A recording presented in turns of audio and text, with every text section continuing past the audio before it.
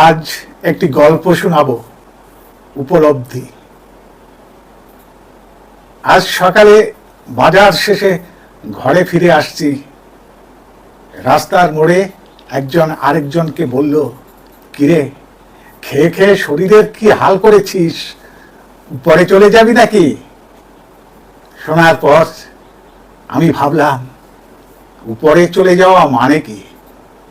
মরে যাওয়া? মানুষ মরে গেলে কি উপরে চলে যায়? উপরে কোথায়?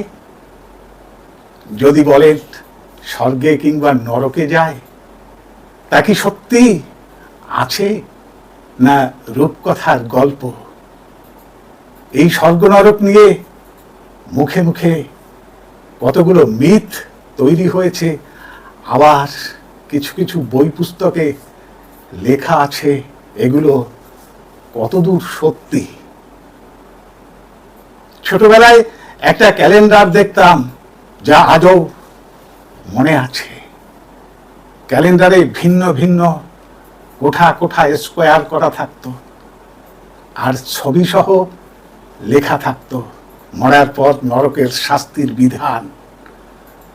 চুরি করলে যমদূত দুটি হাত রামদা দিয়ে কেটে নিচ্ছে, পর স্ত্রীর সাথে সম্পর্ক করলে গরম তেলে ছেড়ে দিচ্ছে, মিথ্যে কথা বলার জন্য জিহ্বা কেটে নিচ্ছে, পর পুরুষের সাথে দৈহিক মিলন হলে লোহার শিক ঢুকিয়ে দিচ্ছে, ইত্যাদি ইত্যাদি।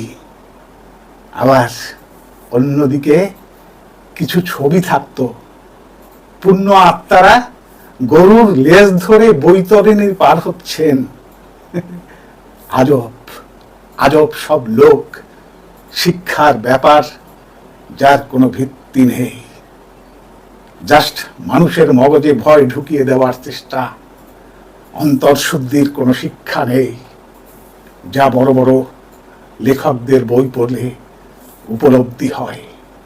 রবীন্দ্রনাথের কাব্যগ্রন্থগুলো আমাদের ধর্মগ্রন্থ, যা পড়লে অন্তরাত্মা শুদ্ধ হয়। কবি জীবন মৃত্যু পাপ পুণ্যের সব বিষয় বিস্তারিতভাবে বলে গেছেন। বহু বছর আগে নীললোহিতের একটা লেখায় পড়েছিলাম, যে ব্যক্তি নিজেকে শ্রদ্ধা করতে পারেন না, তিনি অপর ব্যক্তিকে শ্রদ্ধা করতে পারেন না। মানুষের প্রতি শ্রদ্ধাশীল হতে হবে, মানুষকে ভালোবাসতে হবে, এটাই ধর্মের মূল কথা।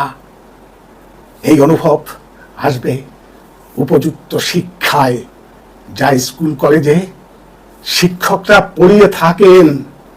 মোটা টাকার বায়না নিয়ে স্টেজে বসে মাইকের সামনে চিৎকার দিয়ে বললে হয় না।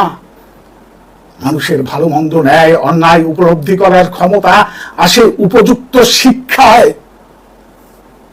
এই আমার উপলব্ধি।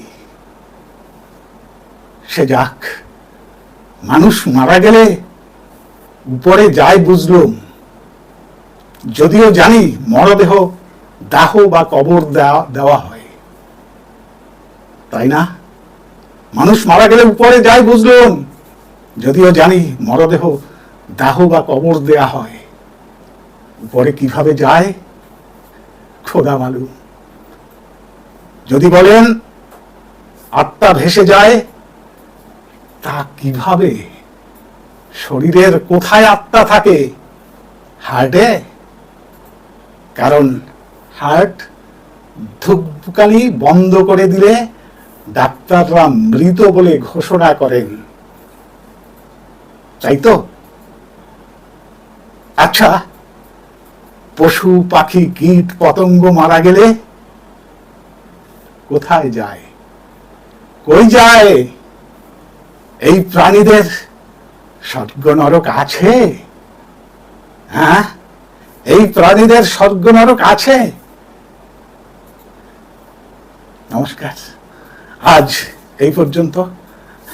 আবার দেখা হবে পরবর্তী কোনো এপিসোডে। ততক্ষণ ভালো থাকবেন, সুস্থ থাকবেন। ধন্যবাদ।